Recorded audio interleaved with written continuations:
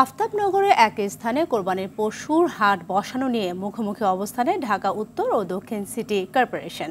এলাকাটিকে দুই সিটি নিজেদেরই দাবি করে ইজারা বিজ্ঞপ্তি প্রকাশ করলেও জনভোগান্তির কথা চিন্তায় দুই সিটিকেই হাট বসানোর উপর নিষেধাজ্ঞা দিয়েছে হাইকোর্ট। এদিকে গাবতলী হাট নিয়ে ঘটেছে তুঘলকি কারবার। দরপত্রে প্রথম ও দ্বিতীয় দরদাতাকে ডিঙিয়ে রহস্যজনক কারণে তৃতীয় দরদাতাকে দিয়েছে ইজারা।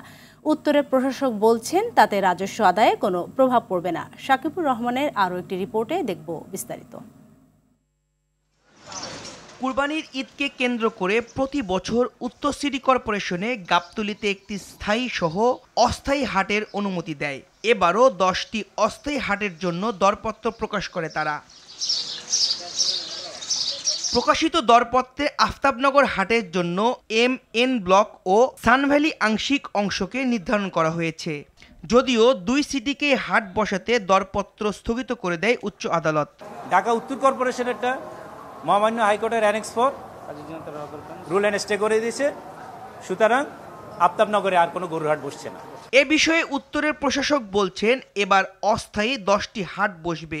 আইন শৃঙ্খলায় নেওয়া হবে বিভিন্ন পদক্ষেপ। গাবতলীর বাইরে আরো 10 থেকে 11টি হাট আমরা চিন্তা ভাবনা করছি। নিরাপত্তা বাড়বে, পরিচ্ছন্নতার জন্য আমরা চেষ্টা করবো অনেক বেশি করার জন্য। এই দুটো হচ্ছে মূল বিষয়। হাসিলের ক্ষেত্রে গরুর হাসিল যেন যতটুকু কমানো যায় আমরা সে চেষ্টা করব।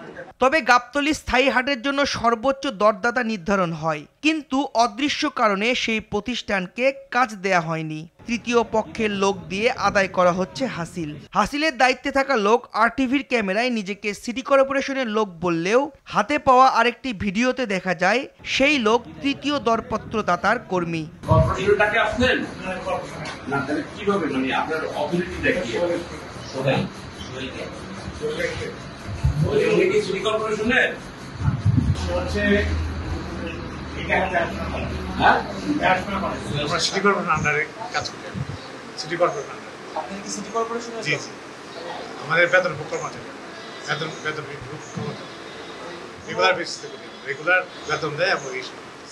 হাসিল আদায় নিয়ে সিটি কর্পোরেশনের যখন এমন অবস্থা, ঠিক সেই সময়ে অনিয়মের অভিযোগে তদন্ত শুরু করে দুদক। তবে এসবকে নিছক ঘটনা উল্লেখ করেছেন উত্তরের প্রশাসক মোহাম্মদ এজাজ। আমরা করবো এবং এর চেয়ে বেশি আশা করতেছি আমাদের রেভিনিউ কারণ অনেক ভালো আসবে। ঈদের পরে দেখবেন যে আমরা রেভিনিউ কত পেয়েছি, তখন বোঝা যাবে যে আমরা পারি কি পারি না। কেউ পরিচালনা করছে না, এগুলো ভুয়া কথাবার্তা। আমাদের ইয়াতে ক্যাশে এবং সব জায়গায় সিটি কর্পোরেশন লোকজনই বসা থাকে, বাইরে কেউ থাকবে না।